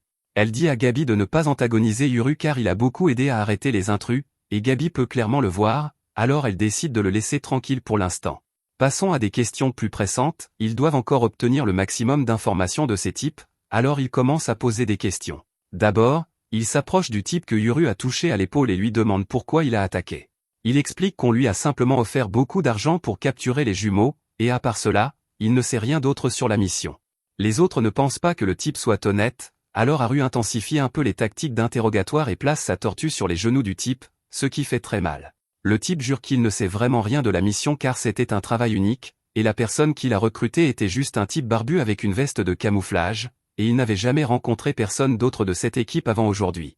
Malheureusement, le type dont il parle est déjà mort, donc ils n'ont aucun moyen de l'interroger. Jin demande alors s'il sait quelque chose concernant un couple marié du village de Higashi qui a disparu, mais le type n'a jamais rien entendu de tel, et il n'était pas non plus impliqué dans ce qui s'est passé, ce qui laisse Yuru avec très peu de pistes. Haru demande s'il y a d'autres questions qu'ils aimeraient lui poser, et Asa dit qu'elle veut savoir comment le type a nommé ses démons pour pouvoir s'adresser à eux correctement. Cependant, le type dit qu'il n'a jamais vraiment pensé à leur donner des noms, donc il les appelait toujours « de »,« c » et « machin ». Asa est scandalisée en entendant cela car tous les démons méritent d'avoir de vrais noms, et maintenant elle comprend pourquoi ils étaient si désireux de le trahir. Mais le type ne comprend pas en quoi c'est important puisqu'il considère les démons comme des outils, donc il n'a aucune raison de s'attacher. L'entendre dire cela énerve vraiment Gabi, alors elle s'apprête à mordre la tête du type, mais Jin lui dit de ne pas le faire car il ne mérite pas de mourir pour une simple déclaration. Elle finit par accepter de le laisser tranquille, et alors qu'elle s'éloigne, le type est absolument terrifié maintenant. Le reste des captifs ne veut pas que la même chose leur arrive, alors ils disent tous qu'ils parleront. Mais ils n'ont pas vraiment beaucoup d'informations à donner car on ne leur a pas dit grand-chose, donc c'est une impasse. Pendant ce temps, Asa commence à essayer de trouver de vrais noms pour les démons, et ils semblent vraiment l'apprécier. Mais elle leur dit de ne pas trop s'attacher car elle ne sera que leur maîtresse temporairement. Cela dit, elle les trouve vraiment mignons. Yuru demande à Asa si cela a été comme ça depuis qu'elle a quitté le village, avec elle constamment attaquée par des assassins, et c'est à peu près ce qui lui est arrivé, donc Yuru peut comprendre pourquoi Asa est devenue comme elle est. Il demande également si c'est ainsi qu'elle a perdu son œil, et Asa lui dit que s'il veut connaître toute l'histoire, la vérité est qu'elle est déjà morte une fois, et que ceux qui l'ont tuée étaient des assassins du village de Higashi. La première fois que Yuru a ressenti une véritable intention de tuer, c'était quand il était beaucoup plus jeune. Il chassait avec son père lorsque, soudainement, il fut attaqué par un homme qu'il n'avait jamais vu auparavant. Au début, il pensait que c'était un bandit, mais lorsqu'il regarda dans les yeux de l'homme, ce n'était pas le regard de quelqu'un qui faisait cela pour l'argent. Son seul objectif était de faire en sorte que Yuru meure ce jour-là. La peur qu'il ressentait était si accablante qu'il ne savait pas quoi faire, alors le mieux qu'il put faire fut de planter son couteau dans la poitrine de l'homme, mais cela ne suffit pas à l'arrêter. Heureusement, cela acheta à Yuru assez de temps pour que son père tire une flèche dans la tête de l'assaillant, et c'est ce qui le tua. Après que l'assaillant eut été maîtrisé, le père de Yuru courut vers Yuru pour prendre de ses nouvelles, et, à son soulagement, Yuru était complètement indemne. Mais cela restait une expérience angoissante pour lui, alors son père décida d'utiliser cela comme leçon et dit à Yuru qu'il devait se souvenir de ce que cette intention de tuer avait été, car il pourrait finir par avoir beaucoup plus de gens qui le poursuivraient de la même manière, et si quelqu'un dirigeait un jour son intention de tuer vers lui, il voulait que Yuru frappe sans hésitation. Pour l'instant, il récupère leurs armes sur le corps et s'en débarrasse en le jetant du haut d'une falaise, mais Yuru est encore visiblement secoué, alors son père décide de passer la nuit à camper dans les montagnes avec Yuru avant de retourner au village demain. Pendant le camping, le père de Yuru lui dit de ne parler à personne de l'attaque qu'il a subie ici. Yuru est surpris d'entendre cela et ne comprend pas pourquoi, car il y a une chance que le reste du village soit également attaqué, mais le père de Yuru lui assure que le village ne sera pas attaqué. Il ne veut pas expliquer pourquoi, mais il demande simplement à Yuru de garder cela secret pour les autres. Le lendemain, Yuru et Mime retournèrent ensemble au village, et tous les villageois furent heureux de les voir enfin revenir car ils commençaient à s'inquiéter après qu'ils ne soient pas rentrés la veille. Yuru invente une excuse et leur dit qu'il a simplement poursuivi sa proie trop loin dans les bois la nuit dernière, alors avant qu'ils ne s'en rendent compte, il était déjà trop tard pour rentrer, et ils ont passé la nuit dans la forêt. Ils ont encore du mal à le croire, mais l'explication est parfaitement plausible, alors ils le croient. Mime et Yuru avancent plus loin dans le village jusqu'à croiser grand-mère Yamaha, et Mime lui raconte la même histoire pour expliquer pourquoi lui et Yuru ne sont pas rentrés la veille. Elle a l'air très suspicieuse, mais Mime ne lui laisse pas le temps de trop la questionner et demande si sa femme est avec Asa car il aimerait aller la voir. À l'intérieur de la maison, Nagasa était avec Asa, et Nagasa est soulagée quand elle voit Yuru et Mime car elle aussi commençait à s'inquiéter qu'il ne soit pas rentré la nuit dernière. Asa était également inquiète, alors il s'excuse auprès d'elle pour le dérangement, et quand Asa demande si l'un d'eux est blessé, Yuru lui assure qu'ils vont parfaitement bien. Il s'assoit ensuite pour raconter à Asa toute sa journée, et pendant ce temps, Mime murmure à l'oreille de Nagasa pour lui parler de l'attaque. Quand elle entend ce qui s'est passé, elle écarquille les yeux car elle sait ce que cela signifie. Peu après, les parents de Yuru s'enfuirent du village, et on lui fit croire qu'il l'avait abandonné, lui et Asa, en fuyant, mais il s'avère qu'il fut le seul à être laissé derrière, et l'Asa avec qui il a passé les 10 dernières années de sa vie était une imposture. Ou du moins, c'est ce qu'Asa lui a dit jusqu'à présent, mais elle ne peut pas garantir que tout soit vrai. Puis Asa continue en lui racontant qu'elle a été tuée une fois par un assassin du village de Higashi. Après avoir fui le village de Higashi, les Kagamore les ont recueillis, et les choses semblaient s'être un peu calmées, mais ensuite les parents d'Asa ont disparu, puis l'année dernière, quand elle a eu 15 ans, elle a été kidnappée par 2 assassins de Higashi et est morte une fois, ce qui lui a permis d'éveiller le pouvoir de briser, Break. Après sa mort, elle s'est retrouvée dans un espace d'obscurité totale avec une route squelettique menant au démon là-bas. Au début, Asa était très confuse par tout ce qui se passait, car la dernière chose dont elle se souvient, c'est de s'être fait trancher la gorge par ces assassins de Higashi, et le démon l'informe qu'elle est morte des suites de ses blessures. En entendant cela, Asa demande si cela signifie que c'est l'enfer, mais le démon lui dit que non. C'est un espace qui existe juste avant le royaume des ombres, une sorte de frontière entre la vie et la mort. Asa est plutôt choquée que la légende soit vraiment vraie car elle mentionne que les jumeaux voyagent jusqu'au royaume des ombres pour obtenir les pouvoirs d'un démon, mais le démon dit que cette dernière partie est une erreur de traduction car elle n'atteindra jamais complètement le royaume des ombres. Même ainsi, cela signifie quand même que les habitants de Higashi ont intentionnellement essayé de la tuer, et le démon dit que c'est probablement parce qu'elle ne peut obtenir le pouvoir de briser que si elle meurt. Maintenant, elle a 2 choix.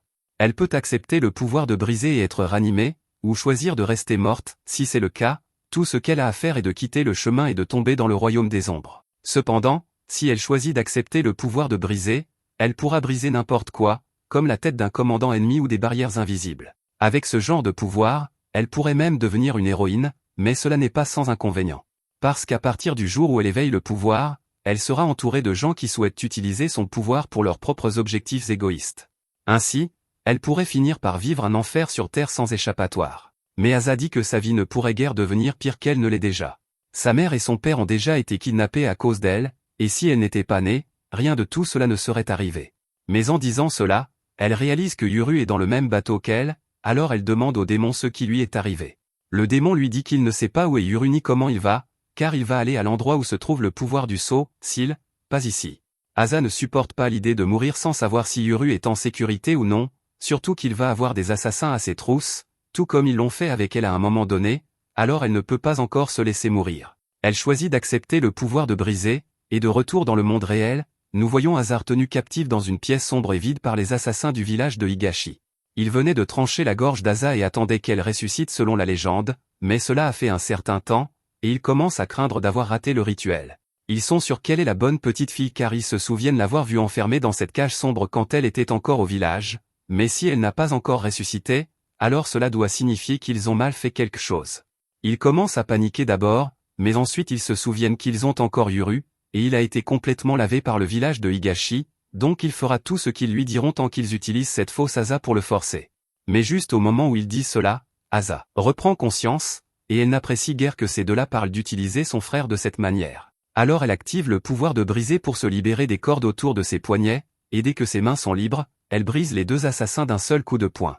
Pendant ce temps, dehors, Gabi cherchait Asa partout dans la ruelle, et quand elle trouva enfin le bâtiment où elle était détenue, tout ce qu'elle vit fut Asa assise seule sur sa chaise avec 2 corps au sol. Après ce jour, elle a tué bien plus de personnes qu'elle ne l'aurait jamais imaginé, et elle s'excuse auprès de Yuru car, après ce qu'elle a fait, elle n'est probablement plus la petite sœur innocente dont il se souvient.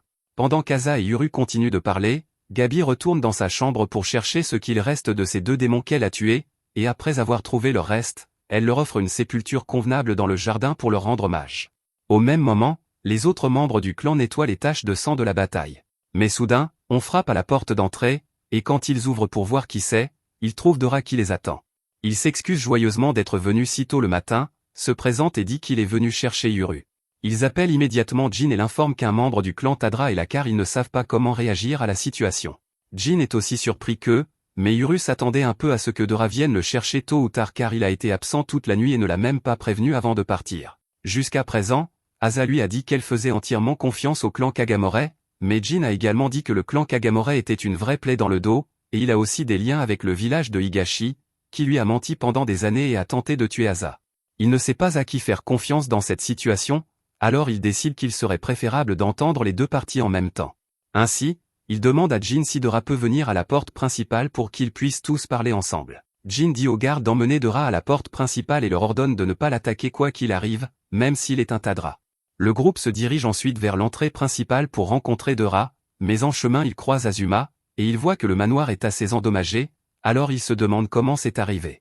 Jin explique que plusieurs porteurs de démons ont fait irruption dans le manoir la nuit dernière pour tenter d'enlever Asa et Yuru, et compte tenu du bruit qu'ils ont fait, Jin trouve étrange qu'Azuma ne soit pas venu aider du tout. Il lui demande ce qu'il faisait, et Azuma dit qu'il dormait simplement, mais Jin a encore plus de mal à le croire car il est impossible qu'Azuma n'ait pas entendu tout ce vacarme avec son ouïe excellente. Un peu plus tard, Agar sort de sa chambre, et lui aussi est surpris par toute cette destruction. Mais dans son cas, Jin comprend pourquoi il n'est pas venu aider, car il était probablement évanoui à cause des nuits blanches qu'il a tirées pour respecter les délais. Il demande ce qui s'est passé et on l'informe qu'ils ont été attaqués par des porteurs de démons qui en voulaient aux jumeaux. En entendant cela, il demande immédiatement si Asa va bien, alors Asa lui dit qu'elle va parfaitement bien, et qu'il en va de même pour Yuru.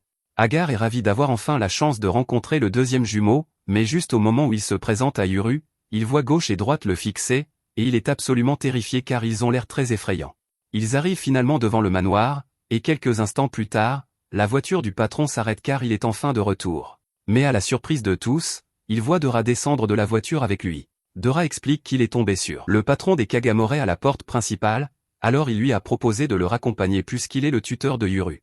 Gonzo s'approche de Yuru pour le saluer, et pendant ce temps, Jin regarde Dora de travers car le clan Tadra est réputé pour ne jamais se montrer dans l'exercice de leur fonction de liaison avec le village de Higashi, alors il ne comprend pas pourquoi Dora agit si naturellement en entrant en territoire ennemi. Gauche et droite sont aussi assez perplexes, alors il demande à Yuru s'il pense que les Kagamore et Dora travaillent ensemble. Mais Yuru ne pense pas que ce soit le cas, car il peut sentir que Gonzo et Jin veulent tous deux sincèrement tuer Dora sur le moment mais se retiennent.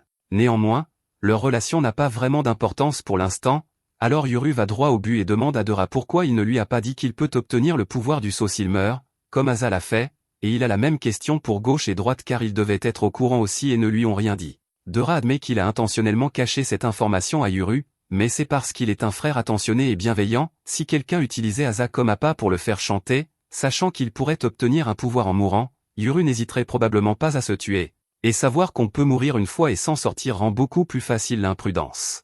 Gauche et droite sont d'accord avec Dora et ajoutent également qu'il n'y a aucune garantie qu'il puisse revenir à la vie non plus, car ils se souviennent que parmi la paire de jumeaux nés il y a 400 ans, l'un d'eux est mort et n'a pas réussi à revivre, donc il est possible que la même chose arrive à Yuru.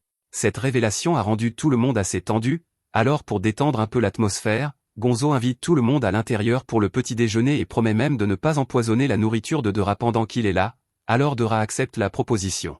Cependant, lorsqu'ils entrent dans le manoir, Gonzo réalise que le hall principal est dans un désordre absolu, alors Hikaru lui demande s'il souhaite qu'il le répare, et Gonzo l'implore de le faire. Hikaru s'avance alors, et après avoir pris un moment pour réfléchir à ce qu'il doit faire pour tout réparer, il active les pouvoirs de son démon. D'un geste de la main, il efface toutes les parties endommagées du bâtiment, puis, d'un autre geste, il reconstruit les nattes et les murs, le tout en quelques secondes. Dora et Yuru en sont émerveillés, car ils n'ont jamais rien vu de tel. Hikaru explique alors que ces démons s'appellent Whiteout et Ink. Quand il veut réparer quelque chose, il utilise le pouvoir de Whiteout pour dessiner par-dessus, puis il utilise le pouvoir d'Ink pour remplir les détails. C'est un pouvoir impressionnant, mais qui demande beaucoup d'imagination et de visualisation, et Hikaru ne peut utiliser son pouvoir efficacement que grâce à la créativité que lui confère son métier de mangaka. Mais Yuru ne sait absolument pas ce qu'est un mangaka ou même un manga. Il sait que la famille Kagamore est impliquée dans beaucoup de choses brutales, et cela causerait beaucoup de controverses si les gens découvraient qu'il fait partie de la famille, alors il utilise le nom de Plume Agur pour éviter d'être annulé. Maintenant qu'Hikaru mentionne son nom de Plume, Dora réalise qu'il a vu ce nom crédité dans un tas de films en tant que créateur original. Donc, on dirait que le manga d'Hikaru doit être assez populaire, mais Dora n'avait aucune idée qu'il serait un Kagamore. Hikaru explique qu'il est le fils aîné de Gonzo. Azuma est le second, et Jin est le plus jeune, mais c'est une énorme surprise, car Jin semble bien plus âgé que les autres. Azuma ajoute qu'Hikaru est destiné à devenir le prochain chef du clan, donc ils auraient tous intérêt à cultiver une amitié avec lui, mais Hikaru n'aime pas l'idée d'être mis à la tête de ce clan louche, car contrairement à Azuma et Jin, il a encore un semblant de morale, et il ne veut pas être mêlé à ce qu'il trame en ce moment. Dora remarque que certains des endroits réparés par Hikaru sont assez monochromes, alors il lui demande si ça va aller. Hikaru lui dit de ne pas s'inquiéter, car les couleurs naturelles s'y infuseront avec le temps, donc tout redeviendra normal. Mais maintenant qu'il y regarde de plus près, il réalise qu'il a raté la reconstruction parce qu'il a oublié d'ajouter de l'usure aux nouvelles parties du bâtiment pour les rendre aussi naturelles que possible, et il veut tout recommencer, mais Gonzo lui dit d'attendre d'avoir fini le petit déjeuner d'abord. Quelques minutes plus tard, les servants du manoir sortent pour placer les coussins pour tout le monde. Gonzo dit à Yuru qu'il n'a pas besoin de s'inquiéter de l'étiquette ou des traditions ici, donc il peut s'asseoir où il veut. Un instant plus tard, quelques petits démons sortent en tenant d'autres coussins pour Yuru. Left et Right sont surpris qu'on leur donne aussi des sièges, même s'ils sont des démons, mais Gonzo répond qu'ils sont tous ses invités, et que tous les invités sont traités de manière égale. Une fois que tout le monde est installé, ils commencent tous à manger.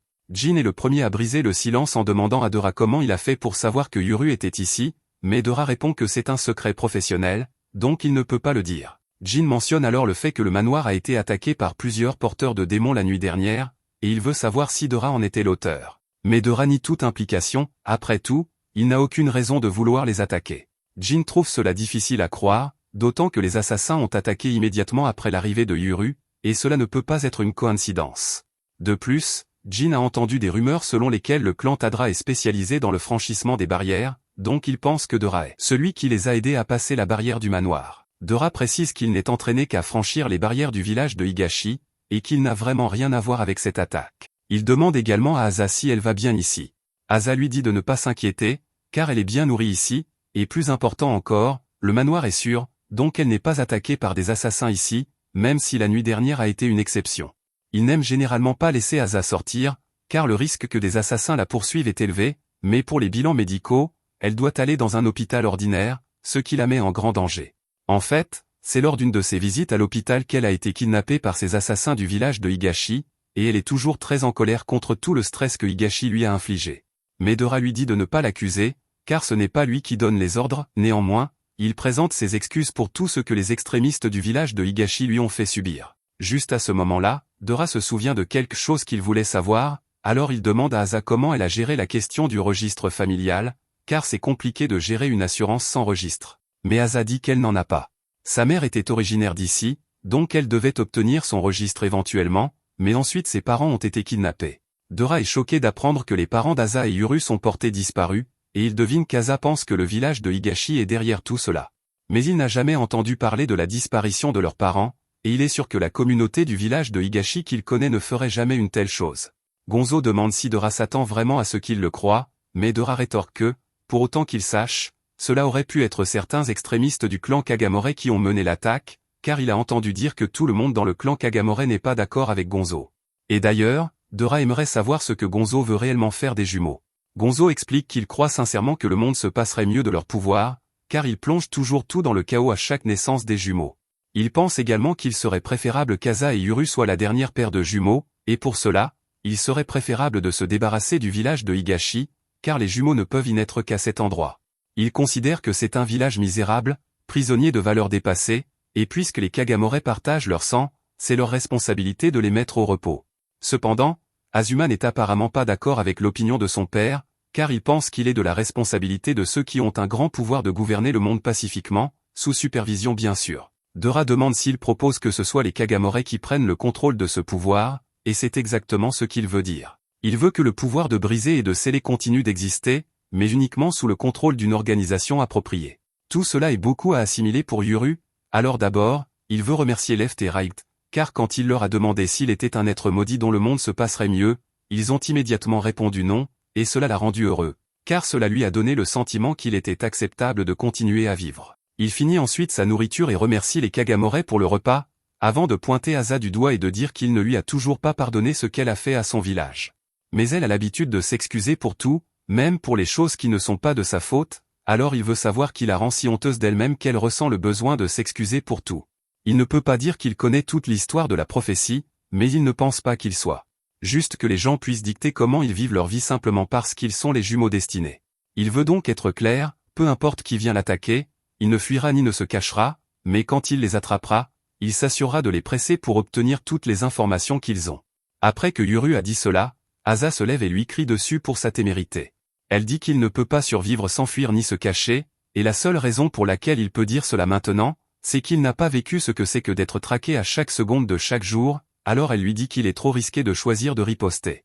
Elle essaie de convaincre Left et Right de dissuader Yuru, mais ils semblent tous deux très enthousiastes à l'idée de pouvoir se battre tout le temps. Gonzo demande à Yuru si cela signifie que rejoindre le clan Kagamore n'est pas une option pour lui. Yuru répond immédiatement par la négative, car plutôt Gonzo a qualifié le village de Higashi d'endroit misérable, mais au final, c'était quand même sa maison, et il y avait beaucoup d'amis là-bas. Il comprend les idéaux de Gonzo, mais le comprendre n'est pas la même chose que les accepter. Personnellement, Yuru ne pourrait jamais se résoudre à se ranger du côté de quelqu'un qui a fait ça à son village. Il apprécie qu'ils aident à chercher ses parents, mais il veut faire les choses à sa manière, alors il dit qu'il travaillera avec Dora pour les retrouver lui-même. Dora aimerait sincèrement que Yuru se fasse discret pour le moment pour éviter d'attirer l'attention, mais s'il veut vraiment chercher ses parents, alors c'est le travail de Dora en tant que son tuteur de l'aider. Après cela, Dora dit qu'il est temps pour lui et Yuru de partir. Alors Asa remercie Yuru d'être venu et demande à Right et Dora de prendre soin de lui pour elle. Ils se dirigent ensemble vers la porte d'entrée, mais alors qu'ils atteignent le seuil, Asa dit qu'elle ne peut pas aller plus loin parce que c'est dangereux dehors, et elle craint que des assassins n'attaquent à tout moment. Yuru s'avance jusqu'au seuil, et d'après ce qu'Asa vient de dire, il comprend qu'elle est terrifiée à l'idée de sortir. Cela signifie que même si elle n'est plus dans le village, elle est toujours confinée dans une boîte, la seule différence étant que cette boîte est plus grande. Juste à ce moment-là, Asa dit qu'elle a quelque chose qu'elle voulait lui montrer, alors elle sort une photo de leurs parents, et Yuru reste sans voix en revoyant leur visage après si longtemps, tout comme Left et Right. Ils ne comprennent pas comment il est possible de dessiner une image aussi détaillée sur un petit bloc, mais Asa leur explique que c'est une photo, pas un dessin. Pour démontrer, elle demande à Yuru de poser avec elle avant de prendre une photo ensemble. Yuru est émerveillée par le fait que les photos puissent capturer les moments si parfaitement, et Asa est juste heureuse d'avoir réussi à avoir une photo avec Yuru. Left et Right veulent aussi qu'on prenne leurs photos, mais malheureusement, Asa leur dit que les démons n'apparaissent pas sur les photos, car ils n'ont pas de corps matériel. Juste alors, Yuru demande à Asa s'il peut revoir la photo de leurs parents. Elle la lui tend donc, et il la regarde longuement et attentivement, car cela fait plus de 10 ans qu'il n'a pas vu leur visage. Asa lui dit qu'elle peut lui envoyer une copie chez lui s'il veut, et Yuru dit qu'il aimerait beaucoup cela. Alors Asa lui demande quelle est son adresse, mais Yuru vient seulement d'apprendre que le nom de la préfecture est Gintama, donc il n'a aucune idée de l'adresse réelle de l'appartement. Asa est déçue, car elle espérait vraiment obtenir l'adresse de Yuru pour pouvoir lui rendre visite plus tard. Elle demande alors à Dora s'il peut lui dire quelle est l'adresse, mais il dit qu'il ne peut pas révéler ce genre d'informations à quelqu'un qui travaille avec les Kagamore. Jin mentionne qu'il serait agréable d'avoir un moyen de contacter Yuru en cas d'imprévu concernant l'enquête sur la disparition de ses parents, mais Dora n'est pas à l'aise à l'idée de donner son numéro de téléphone. Alors à la place, Jin lui tend la carte de visite d'un bar et explique que c'est l'une des entreprises appartenant aux Kagamore. Donc si Dora s'y rend, il peut leur demander de le mettre en contact avec Jin. Le groupe s'apprête maintenant à partir, mais juste avant, Asa dit à Yuru que leurs parents avaient l'intention de l'emmener aussi, mais que Mami Yamaha les en a empêchés, alors ils n'ont pu attraper Kaza avant de s'enfuir. Entendre cela signifie tout pour Yuru, car cela signifie que ses parents ne l'ont vraiment pas abandonné, et c'est un énorme soulagement. Il dit que ces seuls mots ont rendu sa venue ici valable. Juste avant qu'il ne parte enfin, Asa court vers lui et lui fait un câlin, disant à Yuru de prendre soin de lui. Elle lui dit alors au revoir, et dès qu'elle part, Yuru tombe à genoux parce qu'il n'arrive pas à croire qu'il a baissé sa garde ainsi. Mais la façon dont Asa a posé sa main sur son dos a confirmé au moins une chose, cette fille est bien sa sœur. Et il est frustré d'avoir été éloigné d'elle si longtemps. Pendant ce temps, à l'intérieur du manoir, Jin pense à suivre Yuru jusqu'à chez lui pour découvrir où il habite, mais Asa lui dit de ne pas le faire, car elle ne veut pas briser la confiance de Yuru. Cependant, bien que Jin accepte de ne pas le faire, Azuma a déjà envoyé un familier pour les surveiller.